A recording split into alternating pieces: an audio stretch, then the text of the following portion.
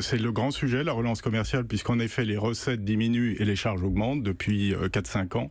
C'est ce qu'on appelle un effet ciseau, donc pas besoin de faire un dessin, c'est inquiétant. Pour autant, l'agence a un vrai gisement de croissance sous les pieds. Pour moi, c'est la vidéo, et ça va être le grand axe de développement. L'agence est très connue pour être forte en texte et en photo. On est la meilleure agence photo du monde. Il faut qu'on le devienne aussi pour la vidéo. Toutes les chaînes d'infos veulent de la vidéo, même les radios. Europe 1, le portail veut des vidéos. Nous sommes en vidéo sur europe1.fr en ce moment. Absolument, et nous avons déjà commencé, c'est pas nouveau, l'agence s'est déjà développée, mais aujourd'hui la vidéo, pour faire simple, c'est 12% de notre chiffre d'affaires. Chez AP Reuters, c'est 40%. Il faut qu'on devienne un des 2 grands fournisseurs de vidéos dans le monde. Mais alors pourquoi ce déficit? Parce que vous êtes moins bien équipé ou parce que les journalistes traditionnellement de l'AFP considèrent l'écrit comme un métier plus noble? D'abord, tous les médias souffrent et toutes les agences souffrent en conséquence.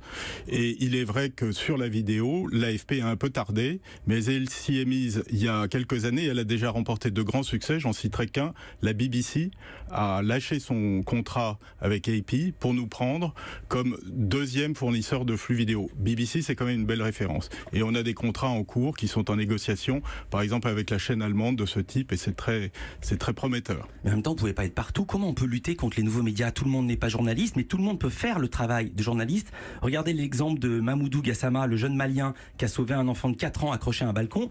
Tout est parti d'une vidéo amateur et de Facebook. Absolument, et ça c'est évidemment une des nouvelles composantes du métier, mais ça change notre pratique, ça change pas l'essence de notre métier.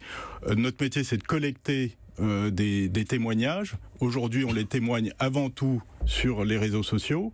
C'est évidemment l'AFP qui a des correspondants partout dans le monde. On a quand même 1600 journalistes, on peut pas être partout. Ouais. Et donc, généralement, un événement part d'un témoignage sur les réseaux sociaux. Mais est-ce que ça peut être le rôle de l'AFP, par exemple, de retrouver la personne qui a fait cette vidéo et de commercialiser sa vidéo? C'est absolument le rôle de l'AFP. Et en fait, maintenant, quand imaginons que vous ayez un attentat, on envoie une équipe tout de suite sur les lieux.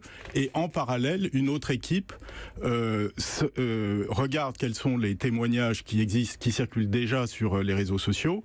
Ce que l'on fait, c'est on identifie la source, on authentifie le matériau et on cherche à s'assurer les droits sur la vidéo ou le témoignage son.